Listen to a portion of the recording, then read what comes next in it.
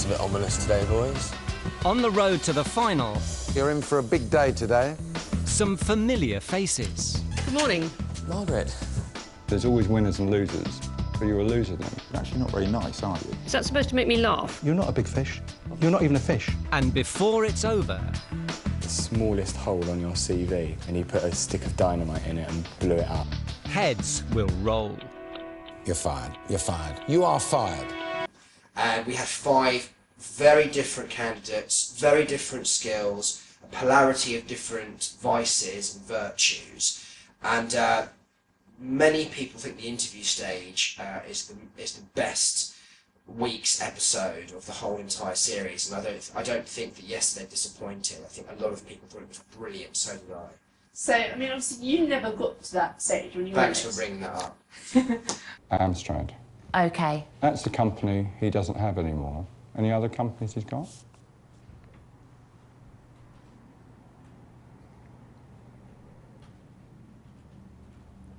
I think Joanna didn't have enough confidence in her own ability. That came across, I think, in the interview stage. And I also think there were just stronger people that left than her. But, you know, I think if she had given a better account of herself to the, to the interviewers, then she would have held a better chance of making it. She was my outside bet. Stuart talked a load of crap, and I mean, can anyone explain to me how somebody who has a company that turns over £3 million a year would want to take a job which is £100,000 a year? I know personally that if you work for yourself and you're successful, you never want to work for anybody else again. It doesn't make any sense, and that's why I knew it was a foundation of lies.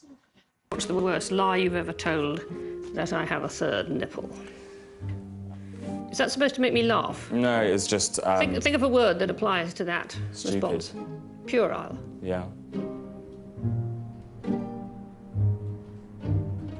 You know, and it's something that I thought he'd be excellent at. It's like when Margaret said, you know, I thought he'd come in to be a bolshy salesperson, and he was quite kind of insipid and a bit kind of like, a bit of a wetty weed, do you know what I mean? And, you know, I was a bit disappointed with him, actually. I just think he came across as being someone who, again, like Joanna, lacked conviction in their responses to the interviewers. You know, to make a good interviewee, you've got to have confident, succinct, you know, direct answers to the questions, and you've got to be likeable, and you've got to be diplomatic, and you've got to be charismatic. That all of those things. Got to have a third nipple as well. I mean, Yeah, that to one. boot.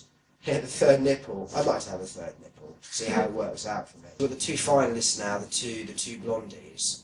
We've got Stella and Chris, and both are very good, if somewhat dull, finalists, let's be honest. You've always got one that's really strong, and one that's just quite encourageable, and you can mould better. So if you look at my one, there was Claire and Lee. Claire was this fierce, no-nonsense woman. She hardly made a mistake. And Lee was the kind of young, kind of up-and-coming, almost kind of like you can mould him, you can tell him what to do, and he'll do it very well. And it's always that one that wins. It's never the one that's really, really strong. Same with when Simon Ambrose and Christina Grimes were in the final. Christina Grimes was the stronger candidate, but Simon won. And, you know, although I think Stella's the stronger candidate, I think you'll find that Chris will win, because you can mould Chris more, because he's quite impressionable, because he's only been working for 9 months, so you can mould him more into what you want.